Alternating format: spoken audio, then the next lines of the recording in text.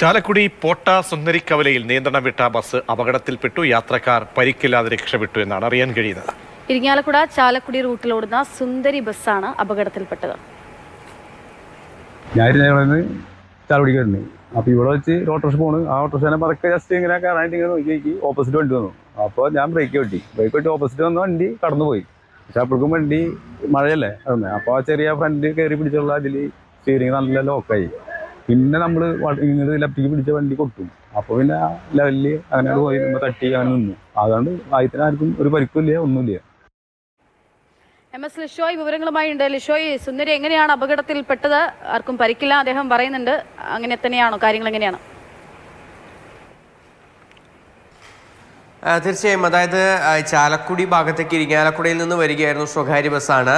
ഇന്ന് ഈ മേഖലയിലെല്ലാം തന്നെ വലിയ തോതിൽ അല്പസമയം മുമ്പ് മഴ പെയ്തിരുന്നു. അതോടുകൂടി ഈ റോഡിലാകെ വെള്ളം കെട്ടി നിൽക്കുകയും അങ്ങനെയെല്ലാം തന്നെ ഉണ്ടാവുകയും ചെയ്തിട്ടുണ്ടായിരുന്നു. അതുകൊണ്ട് തന്നെ ഈ വാഹനം, ഈ ബസ്, സ്വകാര്യ ബസ് മറ്റൊരു ഓട്ടോറിക്ഷയെ മറികടക്കാൻ ശ്രമിക്കുകയായിരുന്നു. ആ ഓട്ടോറിക്ഷയെ മറികടക്കാൻ ശ്രമിക്കുന്നതിനിടെ മുൻവശത്ത് നിന്ന് എതിർദിശയിൽ നിന്ന് മറ്റൊരു വാഹനം വന്നു. ആ വാഹനം വന്ന സമയത്ത് അപകടം ഒഴിവാക്കുന്നതിന് വേണ്ടി ഈ ബസ് ബ്രേക്ക് ഇട്ട സമയത്തായിരുന്നു ബസ് നിയന്ത്രണം തെറ്റി നേരെ ഒരു ഭാഗത്തേക്ക് നീങ്ങിയത്.